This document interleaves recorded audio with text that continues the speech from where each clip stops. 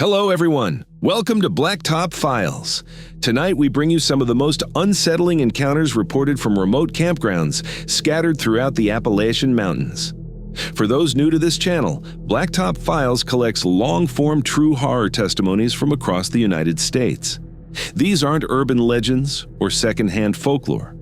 These are first-hand accounts from people who experienced something they still can't fully explain, told exactly as they remember it. Tonight's episode focuses on a specific kind of place, the campgrounds that dot the hollows and ridges of the Appalachians from Georgia up through Pennsylvania. These are the kind of places families visit on long weekends, where hunters set up base camps in October, where through hikers resupply and rest. They're supposed to be escapes from the everyday, places to disconnect and breathe. But the people who manage these sites, who work the ranger stations and maintenance sheds, who've spent enough nights out there to know the rhythms of those woods, they'll tell you something different if you ask the right questions.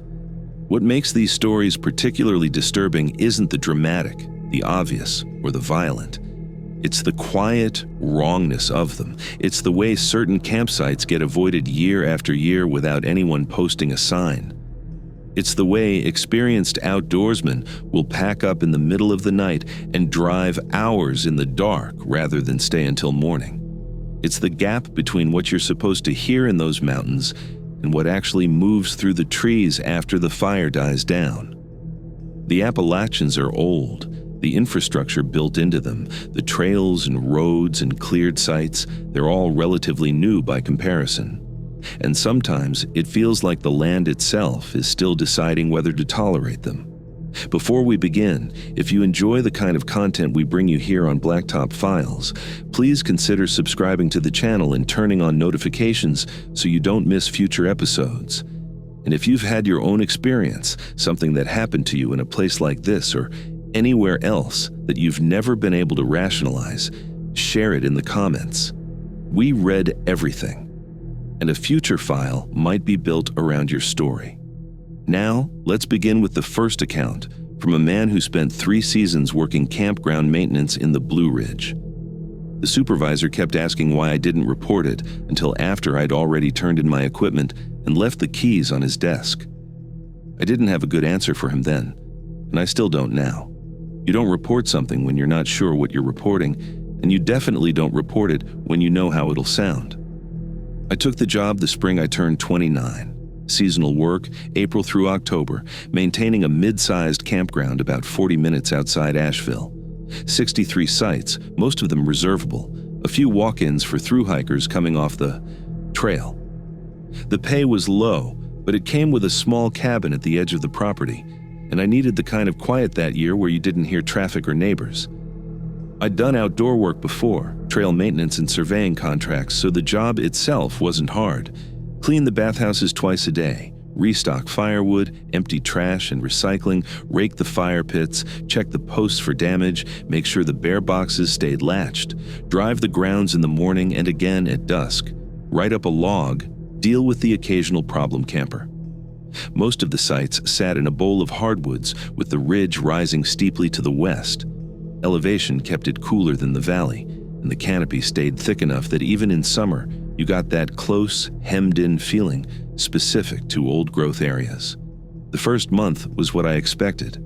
Families on weekends, retirees in RVs during the week, the odd group of college kids who didn't realize you couldn't have amplified music after 9. I got used to the routine, the slow lap of the access road, the wait of certain hours. The bathhouses smelled like sulfur and pine cleaner. The dish sinks always clogged. People left behind weird things, shoes, tarps, entire coolers, a car battery once. There was a ranger station a quarter mile up the road, staffed weekdays, and a caretaker who lived year-round in a house closer to the main highway. I saw him maybe twice. He dropped off firewood orders and didn't talk much. The supervisor came by once a week to check inventory and collect fees. It was the kind of job where you were alone most of the time, which suited me fine. The problem started in June. Site 47, up near the ridge end of the loop, tucked back against the tree line with a narrow gravel spur leading in. It wasn't the most popular spot. No electrical hookup, sloped ground, roots everywhere. but it was private, and some people liked that. I noticed it first on a Sunday morning. I'd done my pass the night before, confirmed the site was empty and not reserved for another 2 days. When I came through at dawn to check for raccoon damage, there was a tent. Not a large tent. 2-person dome, dark green, set up properly with the fly pulled tight and the stakes in deep. No vehicle, no cooler outside, no camp chairs, no fire ring used. I slowed the truck, idled there for a minute. Sometimes people walked in from the trail, got confused about the reservation system. It happened.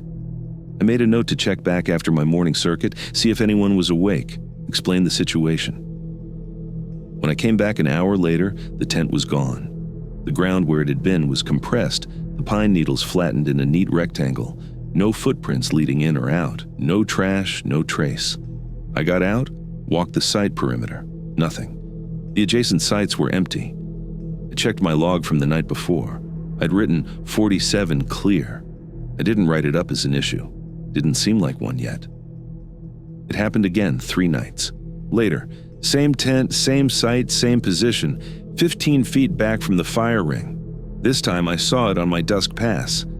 I stopped, engine running, watched for a few minutes. No light inside, no sound, no movement. I almost got out to knock on the fabric, ask who was in there. But something stopped me. Not fear, not exactly. Just a feeling that I didn't want to know what would answer. I told myself it was a through hiker who'd slipped in late and would be gone by morning. When I checked the site at dawn, it was. Same flattened area, same lack of disturbance beyond that. I drove up to the ranger station that afternoon, asked if anyone had filed a report about trespassing or unpaid camping. The ranger, a woman in her 50s who'd worked the district for decades, looked at me for a long moment before saying no. Then she asked which site. When I told her, she nodded slightly, didn't say anything else. I didn't push it. The tent appeared 4 more times over the next 2 weeks, always site 47, always between dusk and dawn, always gone by the time I made my morning round. I started checking the site multiple times a night, driving up there every couple of hours after dark. I never caught it arriving. I never caught it leaving. It was just there or it wasn't. One night, I sat in my truck at the edge of the site from 11 until 3 in the morning, headlights off, watching through the trees. The tent was there when I arrived. I watched it for 4 hours. Nothing moved, no light, no sound, no indication that anything living was inside. At 3, I looked down to check my phone, looked back up, and it was gone. I got out, walked the site with my flashlight. The ground was compressed where the tent had been. The rest of the area was untouched. I started asking the regulars, the campers who came back every year and knew the property. Oblique questions, nothing that sounded paranoid. Had they noticed anything strange about the upper loop, heard anything unusual at night? Most of them brushed it off. One man, a retiree who came every June in a pop-up camper, told me he never took 47 even though it was available. When I asked why, he said it didn't feel right. He didn't elaborate. Another camper, a woman with 2 kids who'd been coming to the campground for a decade, mentioned that her husband had tried to reserve that site once in the early days, before the online system tracked things clearly. They'd gotten there after dark, started setting up, and her husband had insisted they move to a different spot. She said he'd refused to explain why, just packed everything back up and relocated to a site near the bathhouse. They'd never requested 47 again. By mid-July, I stopped driving up there at night unless I had to. The tent kept appearing. I logged it in my personal notes, not the official reports. I couldn't figure out how to phrase it in a way that didn't sound insane. Unoccupied tent appears and disappears at Site 47? No. One would take that seriously, and I'd end up sounding like I was using drugs or losing my grip. The supervisor had already hinted that I seemed distracted. I wasn't distracted. I was trying to make sense of something that didn't follow the rules I understood. In early August, the tent changed. It was still the same model, same color, but now there was something next to it. A pair of boots, hiking boots, brown leather, caked in dried mud. They sat just outside the tent's entrance, neatly placed, laces tucked in. I saw them on my dusk pass, noted them, kept driving. When I checked at midnight, the tent and boots were still there. At dawn, they were gone. The next night, the tent reappeared with a backpack leaning against it. The night after that, a camp stove. Each object was carefully arranged like someone had set up a full campsite in stages. But I never saw a person. I never saw the movement. The objects appeared, existed for a few hours, then vanished with the tent. I tried to stay rational. I ran through every explanation I could construct. Someone was messing with me, setting up gear as a prank, using the cover of darkness in my predictable schedule. But the timing didn't work. I varied my routes, changed when I checked the site, parked in different locations, and approached on foot. It didn't matter. The tent and its objects appeared and disappeared on their own schedule, unaffected by my presence or absence. I thought about cameras, about setting up a trail cam to record the site overnight. I even bought one, mounted it on a tree with a clear view of the area. The first night, the camera captured nothing. The second night, it was gone, torn from the tree, the mounting strap shredded. I found it 15 feet into the woods, lens shattered, memory card missing. The last time I saw the tent, it was late September. The campground was mostly empty, just a handful of sites occupied by hunters prepping for bow season. I did my dusk pass and the tent was there, fully set up, surrounded by all the objects I'd seen accumulate over the summer. Boots, backpack, stove, a folding chair, a lantern. It looked like someone had just stepped away for a moment, like they'd be back any second. I parked the truck, left the engine running, got out and walked toward it. I don't know what I intended to do. Open the tent maybe, look inside. Prove to myself there was nothing there, or something there. Either answer better than the uncertainty. I got within 10 feet. The air temperature dropped so sharply I could see my breath. The tent's fabric moved, not from wind, but from the inside. Something pressed against it, a shape, too tall and too narrow to be a person lying down. The fabric stretched outward toward me, and I heard a sound. Not words, not an animal. Just a low, sustained exhalation, like something had been holding its breath and finally let go. I got back in the truck and drove straight to my cabin. I didn't check the site again that night. The next morning, the tent was gone. The objects were gone. The site was empty and clean, no sign that anything had ever been there. I finished out my last 3 weeks, but I stopped driving the upper loop after dusk. When the season ended in October, I packed my things, turned in my keys, and told the supervisor I wouldn't be coming back. He asked why, and I said personal reasons. He didn't push. I drove past the campground once 2 years later, on my way to a job further north. The place looked the same. The sign was freshly painted. The access road was graded and smooth. I slowed as I passed the turnoff, thought about driving in, maybe walking up to Site 47 in daylight, seeing if it felt different.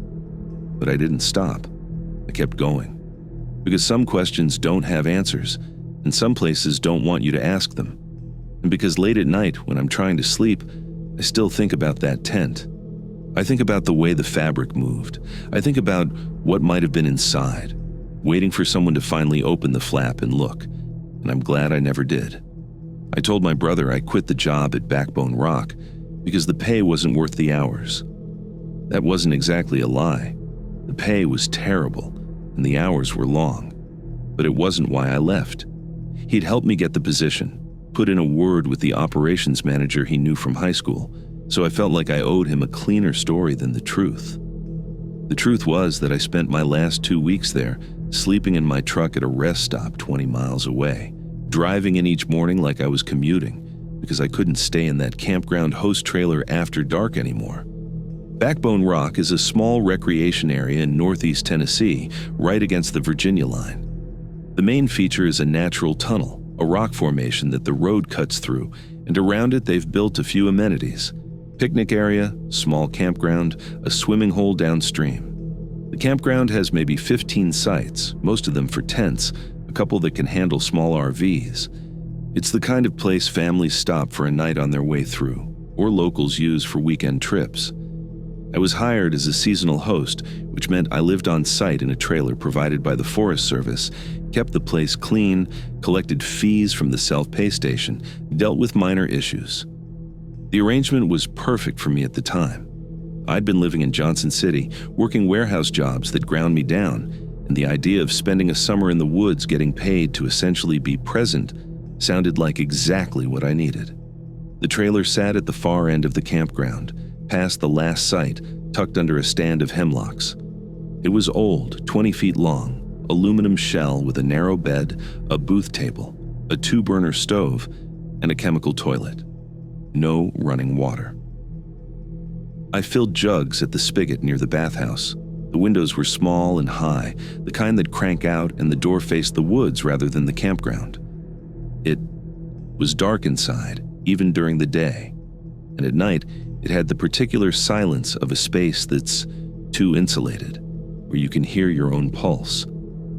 I moved in mid-May. The campground was quiet that first month, a few sites occupied each weekend, empty during the week.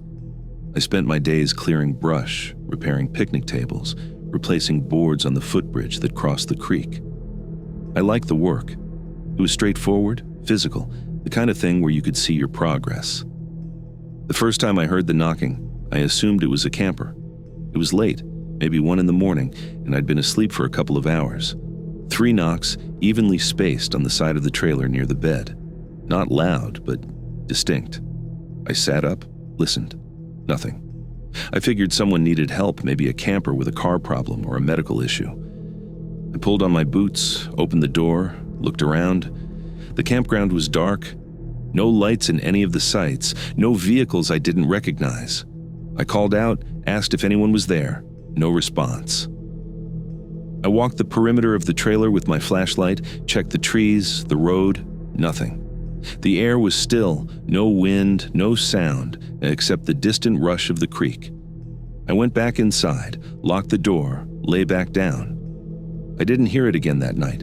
It happened again 3 nights later. Same time, same rhythm. 3 knocks on the side of the trailer, evenly spaced, deliberate. I got up faster this time, grabbed my flashlight, opened the door without hesitating. The campground was empty. No campers that night at all. I walked around the trailer, shone the light into the trees, checked for animals. Raccoons, sometimes, would knock things over or scratch at structures looking for food. But there was nothing stored against the trailer, nothing that could fall or shift. I stood there for a few minutes, listening. The woods were quiet in the wrong way, that absence of sound that makes you aware of how much noise you expect and aren't hearing. No insects, no birds, no rustle of leaves, just the creek, constant and low. I went back inside, sat at the booth table, didn't sleep the rest of the night. The knocking became regular. Not every night, but close. Always 3 knocks, always the same spot on the trailer, always between midnight and 2 in the morning. I stopped getting up to check after the first week. There was never anything there. I started sleeping with earplugs, but I could still hear it, or feel it, the vibration traveling through the frame of the trailer. I mentioned it to the operations manager the next time he came by, framed it as a possible animal issue. He suggested I move anything scented away from the trailer, make sure I wasn't keeping food inside. I wasn't. I kept everything edible in a bear box near the bathhouse. He didn't seem concerned. I didn't push it. In late June, the knocking changed. It moved. Instead of the side wall near the bed, it came from the door. Same rhythm, same deliberate spacing, but now it was on the aluminum door itself, which made it louder, sharper. The first time it happened, I was awake, sitting at the table reading by lantern light. The knocks came, 3 in a row, and I stared at the door. I hadn't heard footsteps, hadn't heard anyone approach. The door had a small window at eye level, and I stood up, walked over, looked through it. Nothing. Just the woods, the faint outline of the hemlocks. I opened the door, stepped out, swept my flashlight across the clearing. Empty. I checked the ground for footprints. The dirt was dry, dusty, and there were no prints except my own from earlier in the day. The knocking continued to migrate. Over the next 2 weeks, it moved around the trailer. Different walls, different nights. The back wall, the side near the kitchenette, the front corner by the chemical toilet. It was never random. It was always 3 knocks, always spaced the same, always in the dead hours of the night. I started marking where I heard it, sketching a rough diagram of the trailer and noting which wall, which night. There was no pattern I could identify. It didn't follow a clockwise or counterclockwise progression. It wasn't tied to moon phases or weather. It just moved, as if whatever was doing it was testing the structure, learning it. I asked one of the regular campers, a man who'd been coming to Backbone Rock since he was a kid, if he'd ever heard of anyone having trouble with the host trailer. We were standing near the self-pay station, and he gave me a look I couldn't quite read. Then he asked what kind of trouble. I kept it vague. Strange noises, maybe animals. He said the Forest Service had gone through a few hosts over the past several years. People didn't usually stay more than one season. When I asked why, he just shrugged and said it was probably the isolation. Some people couldn't handle being that alone. He didn't elaborate, and I didn't press. The knocking escalated in July. It started happening twice a night, then 3 times. The rhythm stayed the same, but now it would come from one wall, stop, then resume 10 minutes later from another wall. I stopped sleeping in the bed. I moved to the booth, thought maybe being in a different part of the trailer would help. It didn't. The knocking followed me, adjusted to where I was. If I sat at the booth, it came from the wall behind me. If I lay on the bed, it came from the side wall. If I stood in the kitchenette, it came from the door. It was responsive, adaptive. And that was when I started to understand that this wasn't an animal, wasn't a prank, wasn't something I could rationalize with the usual explanations. One night in mid-July, I decided to stay outside. I set up a camp chair between the trailer and the nearest tree line, sat there from midnight until dawn with my flashlight and a thermos of coffee. If something was approaching the trailer, I'd see it, I'd hear it. The campground was empty that night, no reservations, just me in the woods. Sat, watched, listened. Around 1:30, the knocking started. 3 knocks, clear and loud from the back wall of the trailer. I was sitting 15 feet away. I had a clear line of sight to that wall.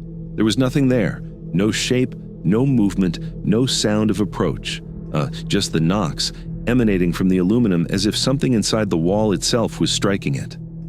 I stood up, walked over, put my hand on the metal. It was cold, far colder than it should have been in July, and I felt the next knock through my palm. The vibration moved up my arm, into my chest. I pulled my hand back, stepped away. The knocking stopped. I packed up my chair, got in my truck, and drove to the rest stop. I didn't come back until morning. I spent the last 2 weeks of my contract sleeping off-site. I'd drive in at dawn, do my work, stay until dusk, then leave. I told myself it was fine, that I was still fulfilling my responsibilities, that it didn't matter where I slept as long as the campground was maintained. But I felt like a coward. I felt like I'd failed some test I didn't understand. The knocking continued. I could hear it sometimes, even when I wasn't in the trailer, even when I was working on the other side of the campground. 3 knocks, faint and distant, coming from the direction of the hemlocks. On my last day, I cleaned out the trailer, loaded my things into the truck, did a final walkthrough of the campground. Everything was in order. I drove to the operations office, turned in the keys, told the manager I appreciated the opportunity but wouldn't be returning next season. He asked if there were any issues with the site or the facilities. I said no. He thanked me, shook my hand, told me to keep in touch. I drove away and didn't look back. I've thought about those knocks a lot since then. I've tried to convince myself it was stress, isolation, some kind of auditory hallucination brought on by spending too much time alone in an unfamiliar place. But I know what I heard. I know what I felt. And I know that whatever it wasn't interested in scaring me away. It was interested in being acknowledged. It wanted me to know it was there.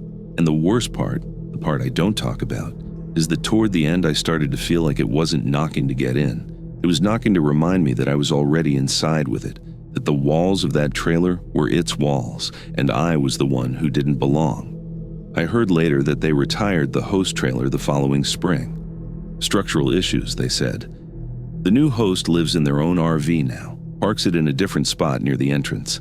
I don't know if they've heard the knocking. I don't know if it followed the campground or stayed with that trailer. But sometimes, late at night in whatever apartment or house I'm living in, I'll hear 3 knocks, evenly spaced, deliberate, and I'll lie there, awake, waiting to see which wall it comes from next. The fire tower job was supposed to be a reset. That's what I told people when they asked why I'd taken it. 6 months in the Nantahala National Forest, living in a 12 by 12 cabin at the base of a tower, watching for smoke during the dry season. The pay was minimal, but it came with solitude. And solitude was what I needed after 2 years of working retail in Knoxville, dealing with crowds and noise and the particular exhaustion that comes from smiling at strangers for 8 hours a day. I was 31, single, no debt, no obligations. The Forest Service was happy to have someone willing to stay the full season without backup. Most people lasted a month, maybe 2. I figured I'd last longer. I was wrong about why. The tower sat on a ridge in the southeastern corner of the forest, accessible by a fire road that was barely maintained and impassable after heavy rain. The cabin was basic: a cot, a wood stove, a table, 2 chairs, a propane lantern, and a radio that connected me to the district office. No electricity, no running water. I hauled water up from a spring a quarter mile down the trail and used an outhouse that smelled like lime and rot. Supplies came every 2 weeks, dropped off by a ranger who'd drive up, unload the boxes, exchange a few words, and leave. The rest of the time, I was alone. The work itself wasn't demanding. Climb the tower at dawn, scan the horizon, log anything unusual. Climb it again at midday and dusk. Monitor the radio for weather updates. Keep the tower maintained, the cabin clean, the fire road clear of fallen branches. The rhythm was predictable, almost meditative. I arrived in early April when the canopy was just starting to green up. The forest felt vast and indifferent, the kind of place that wouldn't notice if you disappeared. I liked that.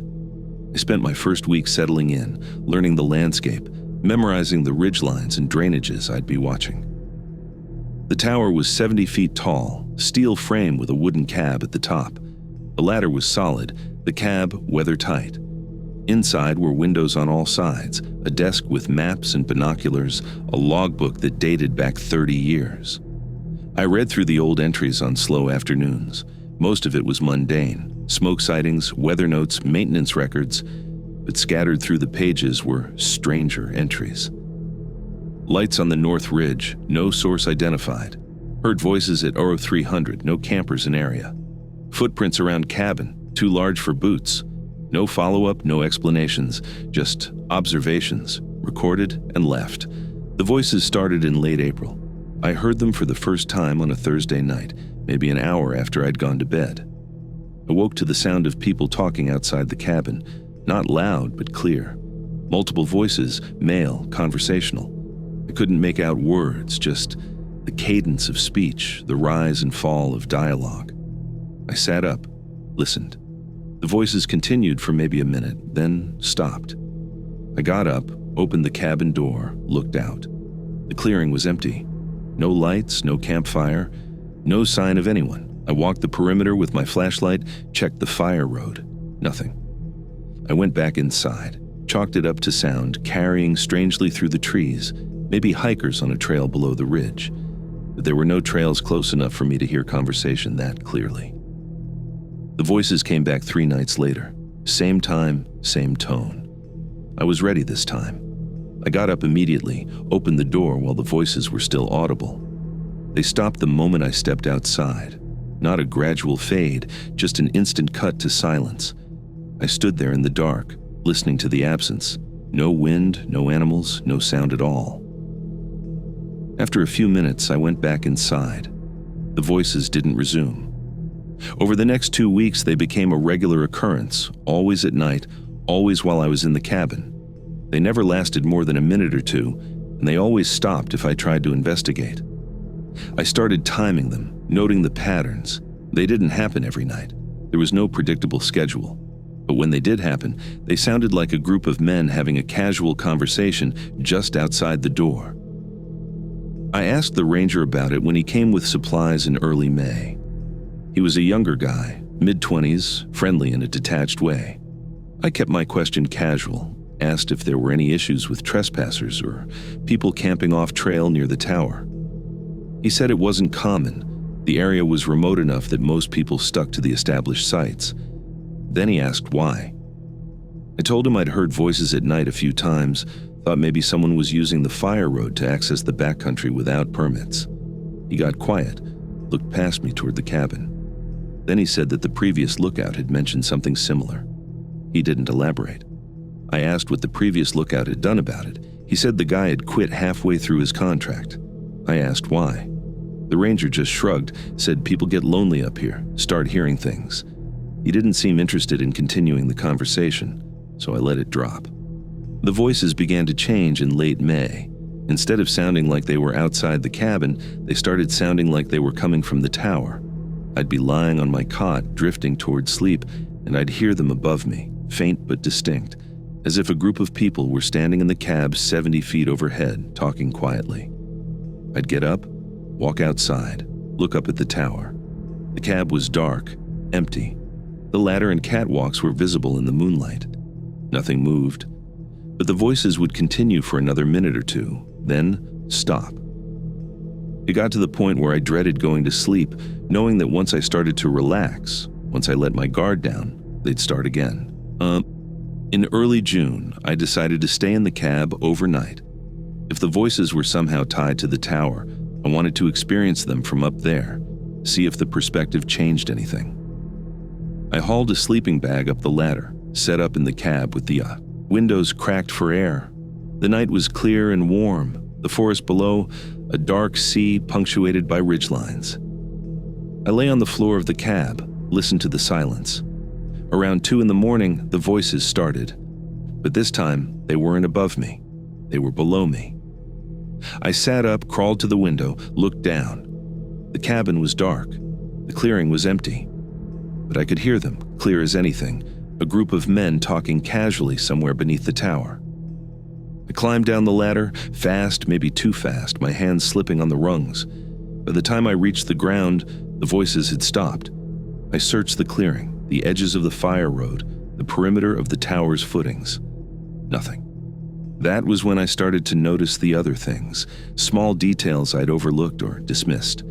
The wood stove in the cabin was always cold in the mornings, even on nights when I'd let the fire burn down to coals before sleeping. The coals would be gone, the stove completely cold, as if it hadn't been used in days. The logbook in the tower cab would be open to different pages than where I'd left it, entries from years ago bookmarked as if someone had been reading through them. My water jugs, which I kept lined up against the cabin wall, would be rearranged, moved to different positions, never knocked over, never tampered with, just moved. I started marking their positions with small stones, checking each morning. The stones would be displaced, the jugs in new configurations. The voices reached their peak in mid-June. By then they were happening almost every night, and they'd started to feel less like conversations and more like arguments. The tone changed. It was still multiple voices, still male, but now they were overlapping, cutting each other off, the rhythm jagged and tense. I couldn't make out words, but the emotion was clear. Anger, maybe. Frustration. I stopped sleeping in the cabin.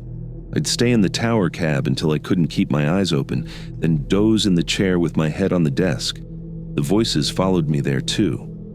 They'd come from below, from the cabin, from the woods, never from a direction I could pinpoint. One night I snapped. I was in the cabin, lying on the cot, and the voices started, loud, insistent, right outside the door. I got up, grabbed my flashlight, threw the door open and shouted into the dark, told whoever was out there to show themselves, to stop playing games, to either come inside or leave me alone. My voice echoed off the ridges and died. The silence that followed was absolute. No voices, no forest sounds, nothing. I stood there, breathing hard, the flashlight beam cutting through the dark, illuminating nothing.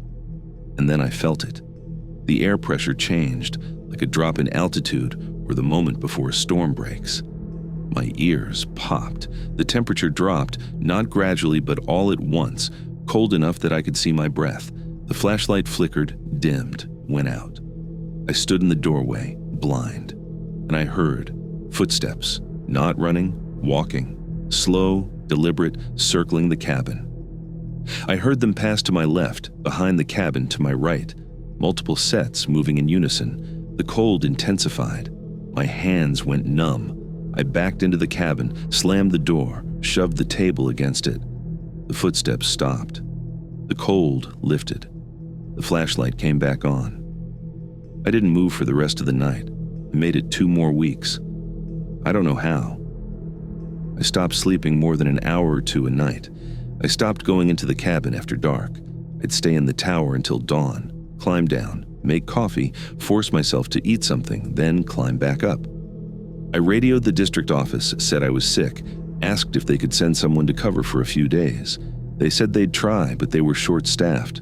No one came. The voices continued. The footsteps came back more than once. The objects in the cabin kept moving.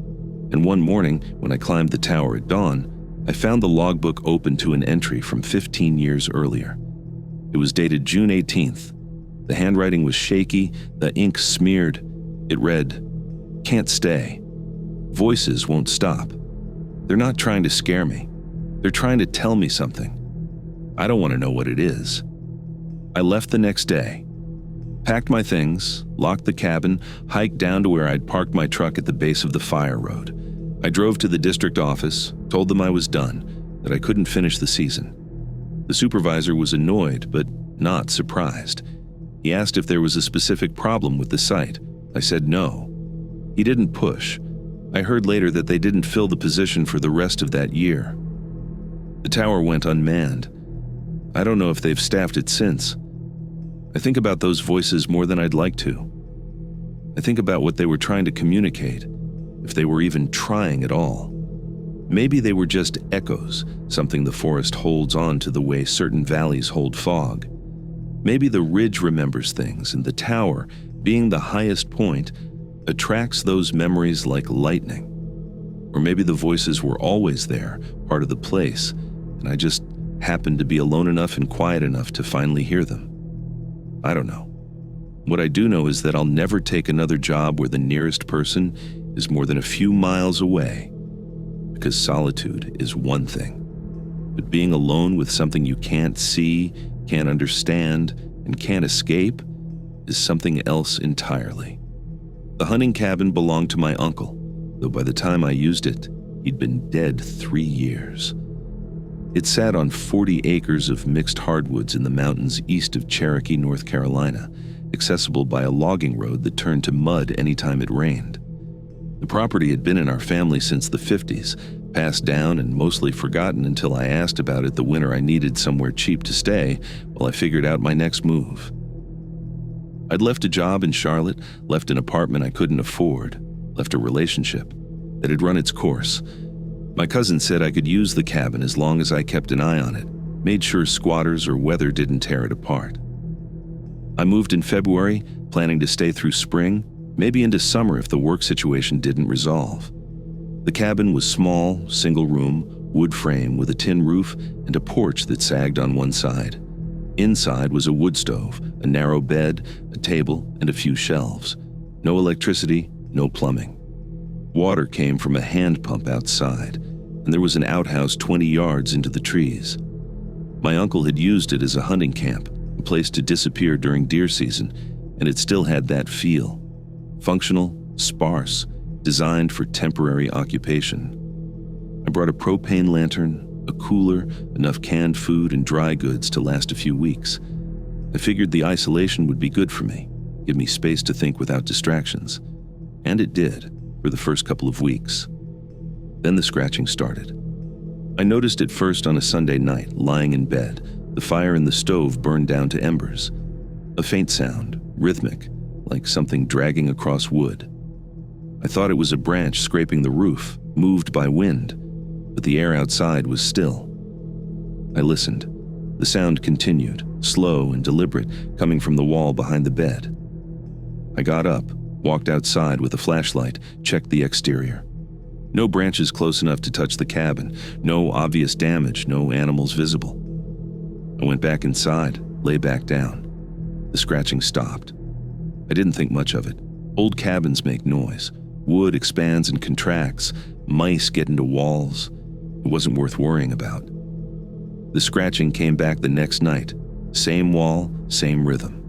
This time I didn't get up. I lay there, listened to it for maybe 10 minutes before it stopped.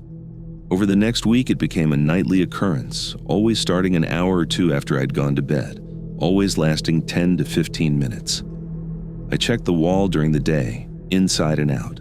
No signs of animal activity, no holes, no droppings, no chewed wood. The wall was solid, undisturbed. I set a mousetrap in the corner just to see. It was never triggered. The scratching continued, unaffected. By the third week, the sound had spread. It started behind the bed, then moved to the wall by the stove, then to the door. It didn't happen all at once. It would start in one location, stop, then resume somewhere else a few minutes later, as if whatever was making the noise was moving around the exterior of the cabin in stages. I started mapping it in my head, tracking the progression. It always moved clockwise. It always took about 40 minutes to complete a full circuit, then it would stop for the night. I told myself it was an animal, maybe a raccoon or an opossum, investigating the cabin's perimeter. But the sound was wrong for that. It wasn't the random scrabble of claws. It was methodical, controlled, almost mechanical. In early March, I decided to stay awake and watch. I sat at the table with the lantern turned low, facing the door, a flashlight in my hand. The scratching started just after midnight, beginning at the back wall as usual. I waited. It moved along the side wall toward the door. I stood up, positioned myself, ready to throw the door open the moment the scratching reached it. The sound approached, slow and steady, then stopped directly on the other side of the door. I grabbed the handle, yanked it open, shone the flashlight into the dark. Nothing. The porch was empty. I stepped outside, swept the beam across the clearing into the trees. No movement, no sound. I walked the perimeter of the cabin, checking every side. Nothing. I went back inside, left the door open, sat at the table and waited. The scratching didn't resume, but I felt watched. Not by anything I could see, just the pressure of attention, the sense that something was aware of me in a way I wasn't aware of it. The scratching changed in mid-March. Instead of moving around the exterior, it started happening inside. I'd be sitting at the table, reading by lantern light, and I'd hear it beneath the floorboards. Slow, deliberate, the same rhythm I'd heard on the walls. I got down on my hands and knees, put my ear to the floor. The sound was clear, directly below me, like something dragging a tool or a stick across the underside of the boards. I went outside, crawled under the cabin with the flashlight. The crawl space was shallow, maybe 2 feet of clearance, dirt floor, support posts every few feet. I scanned every inch. No animals, no disturbance, no marks on the wood. The underside of the floor was clean, undamaged. I crawled back out, brushed the dirt off, went inside. The scratching started again that night, beneath the bed this time. I lay there, feeling the vibration through the frame, trying to convince myself it was something explainable. I couldn't. I drove into Cherokee one afternoon, stopped at a diner, asked the waitress if she knew anything about the area where my uncle's cabin sat. She was older, maybe mid-60s, and she gave me a long look before asking why I wanted to know. I told her I was staying out there, had noticed some strange sounds at night, wondered if there was wildlife I should be concerned about. She refilled my coffee, leaned against the counter, and said that stretch of woods had a reputation. People didn't camp there. Hunters avoided it during season. She didn't say why, and I got the sense she wasn't going to elaborate unless I pressed. I pressed. She said that over the years, people had reported feeling uncomfortable out there, like they were being followed or watched. A few folks had mentioned hearing scratching sounds, though she couldn't remember the details. She said it was probably nothing, just the kind of stories that accumulate around isolated places. But she also said if I wasn't tied to the cabin, I might consider finding somewhere else to stay. I thanked her, paid for my meal, left. I didn't take her advice. The scratching escalated in late March. It started happening during the day. I'd be outside splitting wood or hauling water, and I'd hear it coming from inside the cabin. I'd go in, and it would stop. I'd go back outside, and it would start again. It was like a game, a test to see how much I'd tolerate before I reacted. One afternoon, I got angry. I stood in the middle of the cabin and shouted at it, told it to stop, told whatever was doing it to show itself or leave me alone. The scratching stopped. The cabin went silent. And then, very slowly, 3 deliberate scratches came from the wall directly behind me. I spun around, stared at the wood. Nothing. But I felt it then, the same feeling I'd had weeks earlier. The sense of being watched, being known. I left the cabin, walked into the trees, stayed out there until dusk. When I came back, everything felt different. The air inside was colder, the shadows seemed darker. The space felt smaller, like the walls had moved inward. The final incident happened on a Thursday night in early April. I was lying in bed, not asleep but close, and the scratching started. This time it wasn't on a wall or under the floor. It was on the bed frame itself. I felt it through the wood, a slow rhythmic scraping that traveled up the legs into the frame, through the mattress. I sat up, looked around. The cabin was dark except for the faint glow of the dying fire. The scratching continued, louder now, more insistent. And then I heard something else. A voice, not words, not anything I could understand, just a low, sustained sound, like someone exhaling or groaning. It came from beneath the bed. I got up, grabbed the lantern, dropped to my knees, held the light under the frame. Nothing. The sound stopped. The scratching stopped. I stood up, back toward the door, and that's when I saw it. The floor near the bed, the wood was different. It looked fresher, lighter, like it had been replaced recently. I hadn't noticed it before. I knelt down, ran my hand over the boards. They were smooth, well-fitted, but they didn't match the rest of the floor. I found a knife, pried up one of the boards. Beneath it was dirt, packed tight, and beneath the dirt, maybe 6 inches down, I felt something solid. I stopped digging. I put the board back. I packed my things and left that night. I called my cousin the next day, told him I couldn't stay at the cabin anymore. He asked why. I said it wasn't in good shape, that it needed work I wasn't equipped to handle. He didn't argue. He said he'd been thinking about selling the property anyway, that none of the family used it anymore. I asked him if he knew anything about the cabin's history, if anything had happened there. He said not that he knew of, but our uncle had been a private person, didn't talk much about what he did out there. He asked if I'd found something. I said no. I didn't tell him about the scratching, the voice, the boards under the bed. I didn't tell him that I'd felt something in that cabin, something that didn't want me there but also didn't want me to leave, something that had been waiting for someone to notice it. The property sold 6 months later. I heard the new owners tore down the cabin, built something new on the site. I don't know if they found anything under the floor. I don't know if the scratching continued or if it stopped once the old structure was gone. I think about it sometimes, late at night when I'm alone and the world is quiet. I think about what might have been under those boards and why it needed me to know it was there. And I think about the scratching, the way it moved, the way it followed me from wall to wall, room to room, as if it were mapping something or claiming it, or just reminding me that some places have their own rules, their own inhabitants, and no amount of rationalization will change that.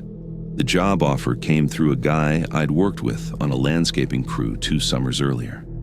He'd moved into property management, mostly vacation rentals in the Smokies, and he needed someone to handle turnover on a handful of cabins scattered through the hills south of Gatlinburg. The pay was decent, the work straightforward.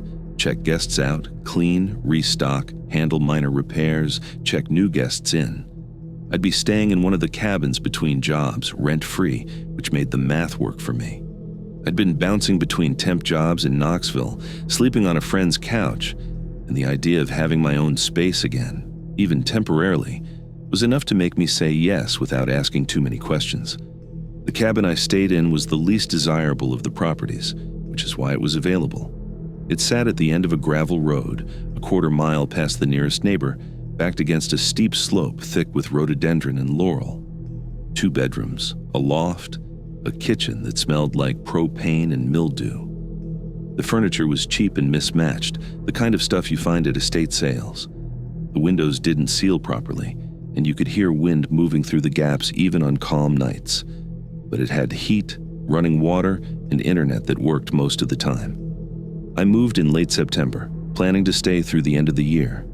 The property I had the most trouble with was a cabin about 3 miles up the same road, a newer build that got steady bookings despite being farther from town. It was nicer than the others, better maintained, with a hot tub on the deck and a view that justified the premium rate. But guests kept leaving early. Not all of them, but enough that my friend mentioned it as a problem. They'd book for a week, stay 3 days, check out without explanation. Or they'd stay the full time but leave reviews that were lukewarm, mentioning that the place didn't feel right, or that they wouldn't return.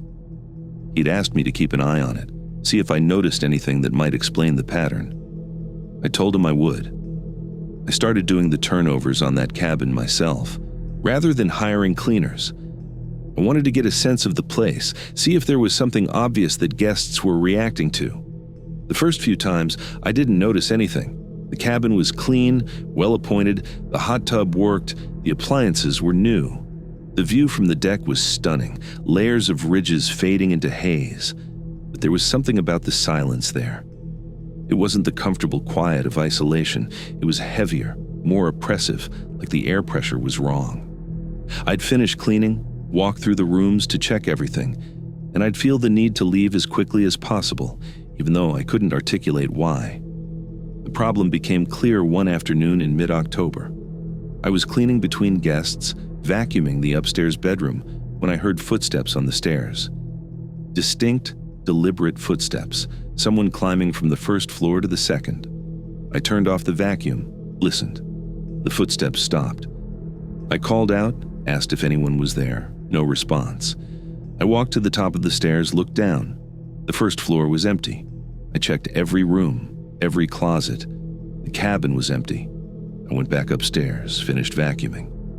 5 minutes later, the footsteps came again. Same rhythm, same path, climbing the stairs and stopping at the top. I turned off the vacuum, walked to the landing, looked down. Nothing. I left the cabin, locked the door, sat in my truck for a few minutes trying to rationalize what I'd heard. Old houses settle, wood expands. Acoustics in mountain cabins can be strange. I convinced myself it was nothing and finished the job. The footsteps became a regular occurrence. Every time I worked in that cabin, I'd hear them, always the same. Someone climbing the stairs, stopping at the top, then silence. I started bringing a radio, playing music while I worked, trying to cover the sound. It didn't help. I'd still hear them, cutting through the music, impossible to ignore. I mentioned it to my friend, kept it casual, said the place had weird acoustics. He laughed it off, said all the cabins made noise. I didn't push it. In late October, I stayed overnight in the cabin. There was a gap between guests, a rare 3-day window, and my friend asked me to check the hot tub's heating element, which required monitoring it over several hours. I brought a sleeping bag, some food, planned to stay one night. The cabin felt different after dark, colder despite the heat running. The silence was more pronounced. I set up in the downstairs bedroom, left a few lights on, tried to read. Around 10, I heard the footsteps. They started at the base of the stairs, climbed slowly, stopped at the top. I got up, walked into the hallway, looked up. The second floor was dark. I called out. Nothing. I climbed the stairs, turned on the lights, checked every room. Empty. I went back downstairs, tried to settle. The footsteps came again at midnight, then again at 2. Each time, the same pattern. By 3 in the morning, I gave up trying to sleep. I sat at the kitchen table, lights on, waiting for dawn. The next night, I heard more than footsteps. I was lying in the downstairs bedroom, trying to sleep, when I heard a door open upstairs. Not the sound of wind or a latch slipping. A deliberate mechanical sound, the turning of a handle, the creak of hinges. I got up, walked to the base of the stairs, looked up. The hallway light was on. I'd turned it off before going to bed. I climbed the stairs, checked the rooms. All the doors were closed. I opened each one, looked inside. Nothing. I turned off the hallway light, went back downstairs, got into the sleeping bag. 10 minutes later, I heard the door open again. And then I heard footsteps, not on the stairs this time, but moving across the second floor from one end of the hallway to the other, back and forth, slow and measured. I lay there, listening, too exhausted to get up again. The footsteps continued for maybe 20 minutes, then stopped. The cabin went silent. I didn't sleep the rest of the night. I told my friend I couldn't stay there anymore, that I'd handle turnovers during the day, but I wasn't spending nights in that cabin. He asked why. I told him the truth. I was hearing footsteps, doors opening, things that didn't make sense. He went quiet for a moment, then said he'd had another property manager mention something similar a year earlier. The guy had quit without much explanation, said the cabin made him uncomfortable. My friend had dismissed it as stress or personality mismatch, but now he was starting to wonder. He asked if I thought it was enough of a problem to stop renting the place. I said I didn't know. Guests were still booking it. Most of them didn't seem to notice, or if they did, they didn't say anything concrete. But the ones who left early, the ones who wrote lukewarm reviews, I'd bet they heard it too. I kept working the property through November, but I changed my routine. I'd arrive early, do the work as quickly as possible, leave before dusk. I stopped going upstairs unless absolutely necessary. I avoided the cabin on overcast days when the light inside felt dim and wrong, and I started noticing other details. The second-floor hallway was always colder than the rest of the cabin, even with the heat running. The door to the master bedroom, the one at the end of the hall, never stayed closed. I'd shut it, lock it if possible, come back the next day and find it ajar. I'd check the latch, the hinges, the frame. Everything was fine, but the door wouldn't stay shut. In early December, a guest called my friend in the middle of the night. They were checking out immediately, wouldn't stay another hour. My friend called me, asked me to go up there, see what the problem was. I drove up at dawn, found the cabin empty, the key left on the kitchen counter. The place looked normal. No damage, no signs of disturbance. But upstairs in the master bedroom, the closet door was open. I knew I'd closed it during the last turnover. I always close closet doors. I walked over, looked inside. Nothing unusual.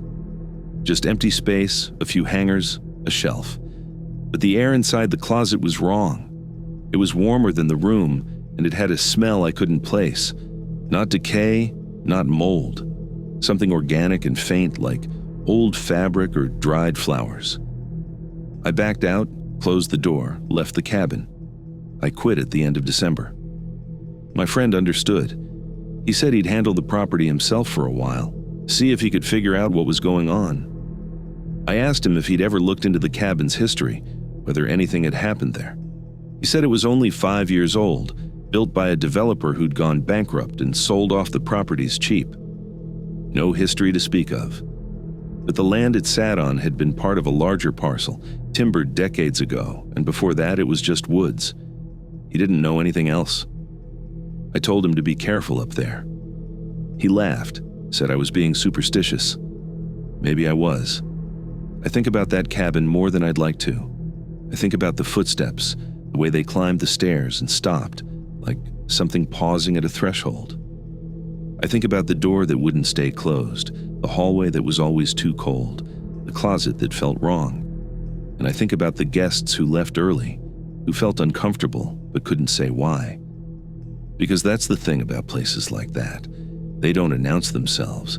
They don't do anything dramatic enough to be undeniable. They just press on you, quietly and persistently, until you can't stand it anymore.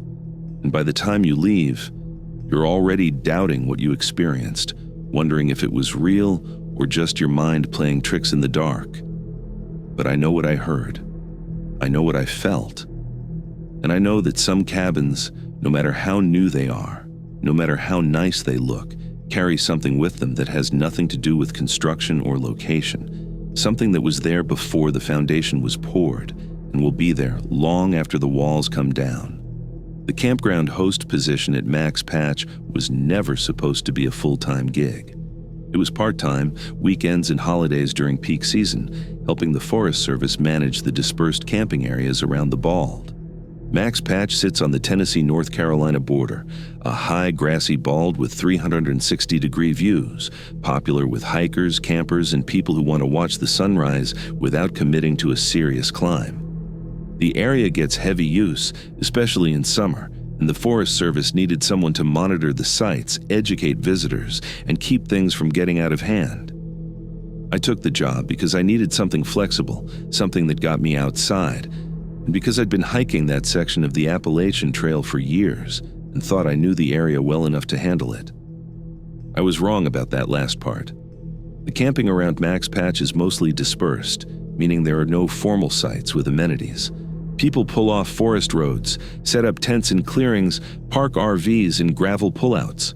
The Forest Service designates certain areas as acceptable for camping and posts rules.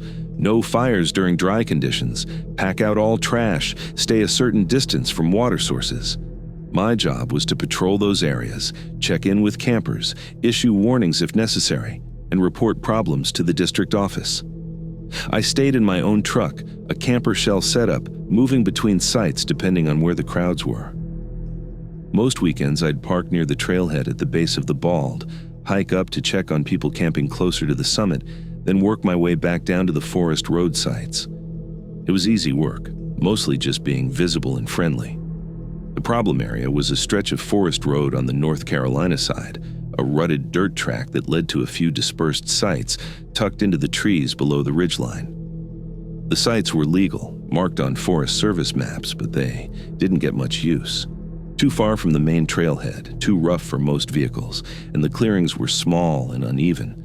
But every few weeks, someone would camp there, usually solo hikers or people who wanted more privacy than the busier areas offered. I'd check on them during my evening patrols, make sure they had the necessary permits, remind them of the fire restrictions. Most of the time, there were no issues.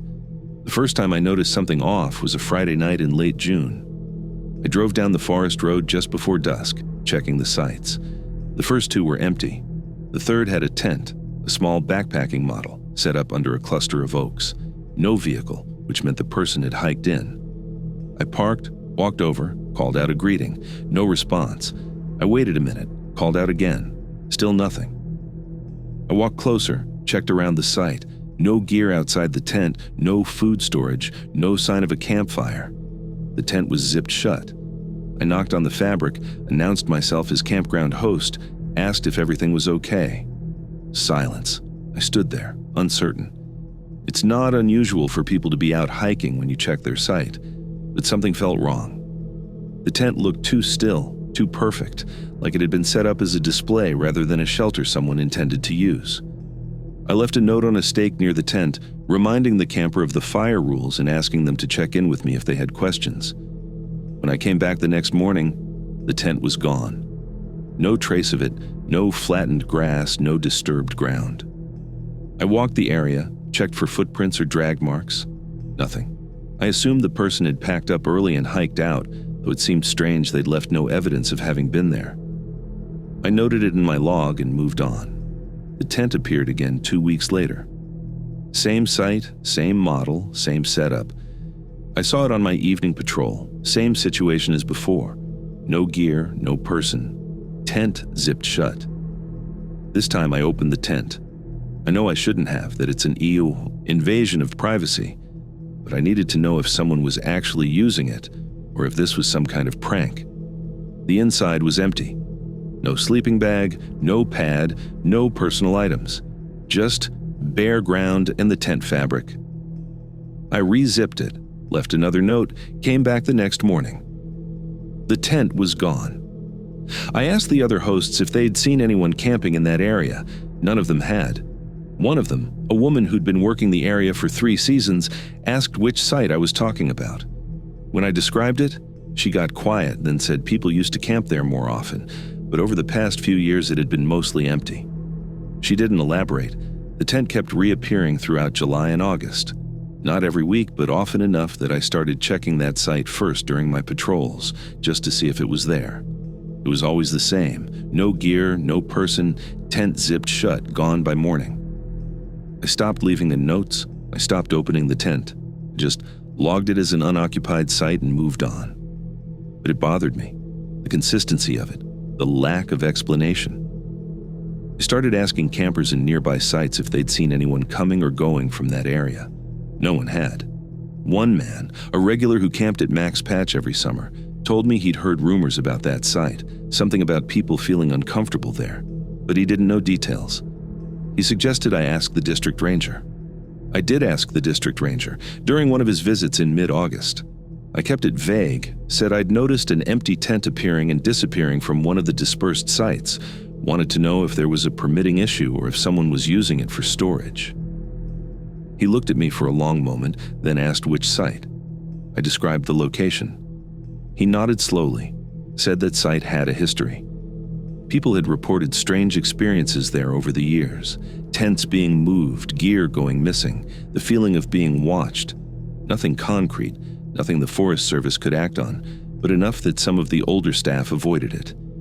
He said if I felt unsafe or noticed anything that seemed like a genuine threat, I should report it immediately. Otherwise, just keep an eye on it and document what I saw.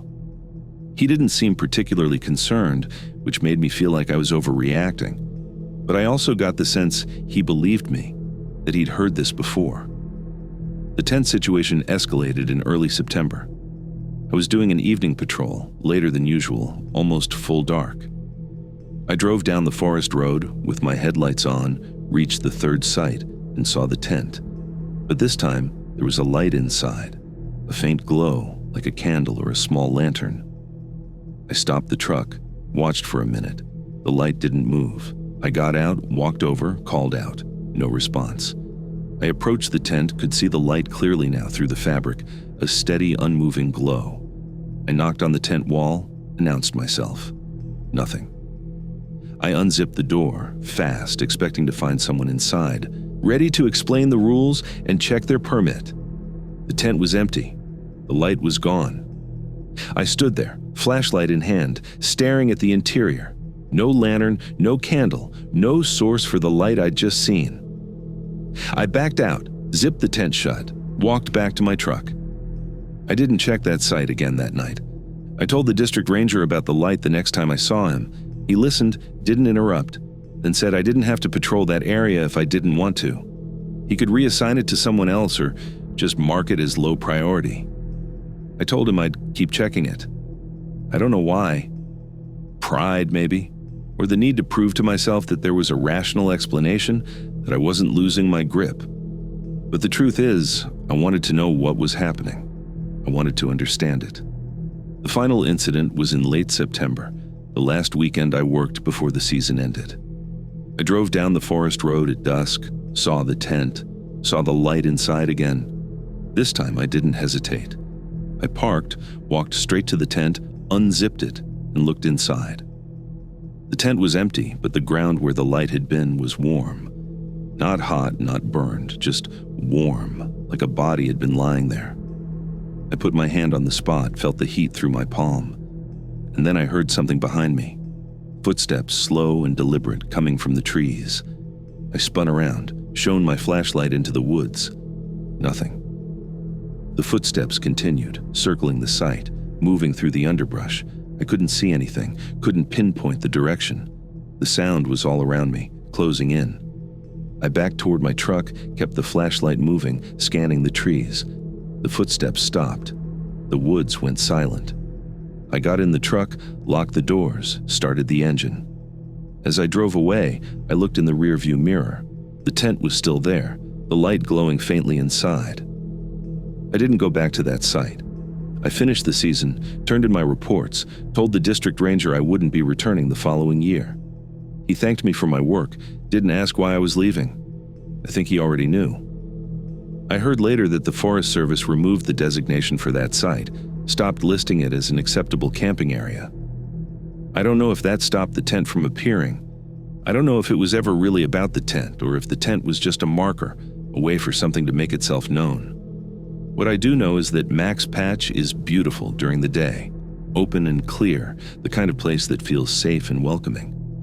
But at night, in the woods below the Bald, there are places where the light doesn't reach, where the silence isn't empty, and where something watches the people who come and go, patient and persistent, waiting for someone to finally stay. The overnight security contract at the Oconaluftee Visitor Center complex was the kind of job you take when you need money more than you need comfort. 12-hour shifts, 6 nights a week, November through March, when the park saw fewer visitors and budget constraints meant they couldn't justify full-time staff. The complex included the main visitor center, a maintenance building, a storage facility, and a small museum that featured reconstructed homesteads and historical exhibits. My job was simple: patrol the grounds, check doors and windows, log any disturbances, respond to the rare alarm trigger. The Park Service provided a truck, a radio, and a key ring with access to every building. I stayed in a small office in the visitor center, a windowless room with a desk, a space heater, and a coffee maker that barely worked. I started the job in early November. The first few weeks were uneventful. I'd arrive at dusk, check in with the day shift supervisor, do an initial walkthrough of the grounds, then settle into the office for the night. Every 2 hours, I'd make a patrol loop, checking doors, walking the perimeter, noting anything unusual. Most nights, the only sounds were wind moving through the trees, the occasional rustle of wildlife, the distant rush of the Oconaluftee River. The complex felt empty in the way all institutional spaces do after hours, sterile and still, but not threatening. I'd read, drink coffee, check my phone when the signal was strong enough. It was boring work, which suited me fine.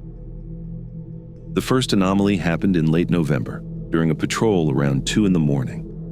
I was walking the perimeter of the maintenance building when I noticed a light in one of the windows. Not a full light, just a faint glow, like a flashlight or a phone screen. I stopped, watched it for a moment. The light moved, shifted from one window to the next, then disappeared. I radioed the main office, asked if anyone was authorized to be in the building after hours. The dispatcher checked, said no. I unlocked the maintenance building, went inside, turned on the overhead lights. The space was a large garage with workbenches, tools, and equipment for trail maintenance and facility repairs. I checked every corner, every room. Nothing. No signs of entry, no disturbances. I checked the windows from the inside. They were locked, undamaged.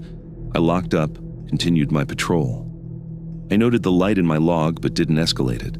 I figured I'd seen a reflection, headlights from the highway catching the glass at an angle. The light returned 3 nights later. Same building, same faint glow, moving from window to window. This time, I didn't radio in. I unlocked the building, went inside, moved quickly through the space. Empty. I checked the windows again, the locks, the frames. Everything was secure. I stood in the center of the garage, listened to the silence. And then I heard it. A scraping sound, faint and rhythmic, coming from the back of the building. I walked toward it, past the workbenches, reached the rear storage area. The sound stopped. I scanned the space with my flashlight. Shelves of supplies, stacks of lumber, coils of rope. Nothing moving. I stood there for a few minutes, waiting. The sound didn't resume. I left, locked the door, finished my patrol. The light didn't appear again that night. Over the next 2 weeks, the light showed up almost every night. Sometimes in the maintenance building, sometimes in the storage facility. Once it appeared in the museum, moving through the reconstructed homestead, visible through the windows that faced the visitor center. I checked each time, found nothing, logged it as unexplained. I started to dread the patrol loops, the moment when I'd round a corner and see that faint glow in a window, knowing I'd have to unlock the building and search it, knowing I wouldn't find anything.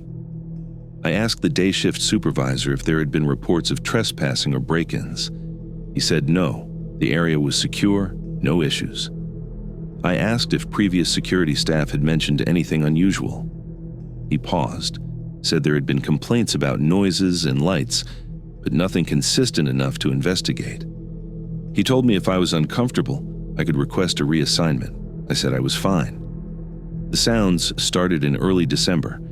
I was sitting in the office halfway through my shift when I heard footsteps in the hallway outside. Slow, deliberate, the unmistakable sound of boots on tile. I stood up, opened the door, looked down the hallway. Empty. The visitor center was dark except for the emergency exit lights. I walked the length of the hall, checked the restrooms, the exhibit rooms, the gift shop. Nothing. I returned to the office, left the door open, sat back down. 10 minutes later, the footsteps came again. This time they were louder, closer, stopping just outside the office door. I stood up, looked into the hallway. Nothing. I checked the entrance doors, the windows. Everything was locked. I radioed the dispatcher, asked if there were any alerts or breaches in the system. She said no, everything was clear. I didn't mention the footsteps. The footsteps became a nightly occurrence. They'd start around midnight, move through the building, always following the same path. From the entrance, down the main hallway, past the exhibit rooms, stopping outside my office door. I'd check each time. Find nothing. I tried staying in different locations, sitting in the gift shop or the main lobby, thinking maybe the sound was tied to a specific part of the building. It didn't matter.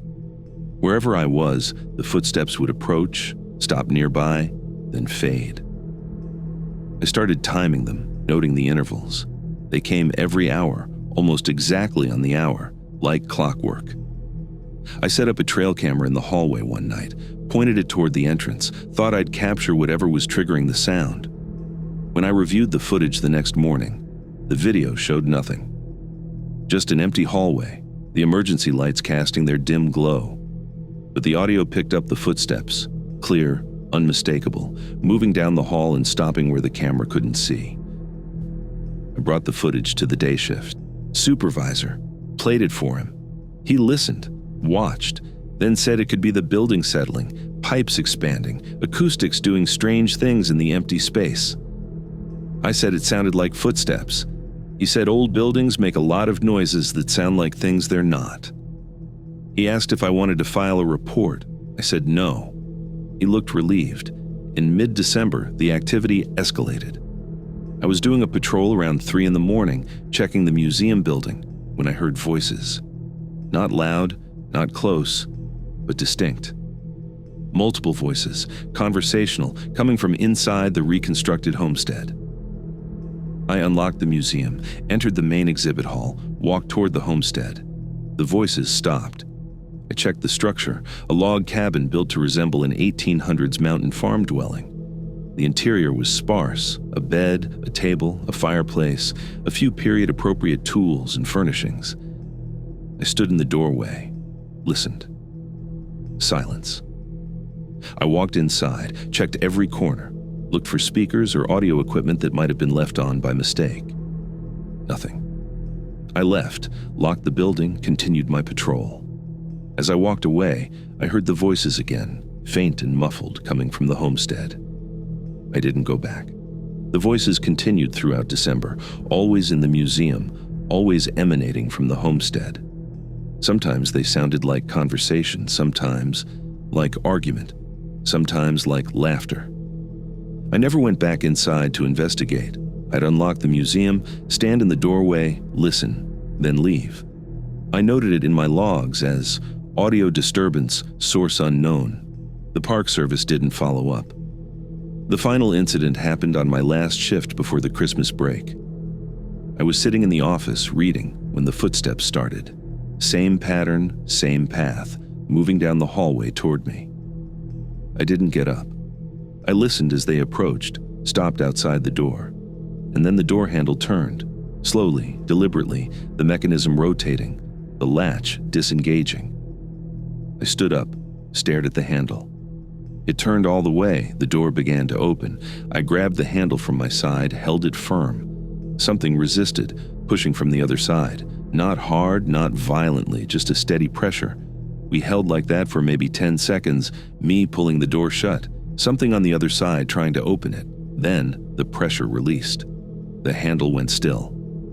I let go, stepped back, grabbed my flashlight, threw the door open. The hallway was empty. I walked the length of it, checked every room, every closet. Nothing. I finished my shift, filed my final report, told the supervisor I wouldn't be coming back after the break. He asked if there was a specific problem. I said the job wasn't a good fit. He didn't press. I heard later that they had trouble filling the position, that people kept quitting after a few weeks. I don't know if they still run overnight security there, or if they've changed the protocol. I don't know if the footsteps and voices and lights are still happening, or if they've stopped. What I know is that the Oconaluftee complex during the day is a peaceful place full of history and natural beauty. But at night, it's something else.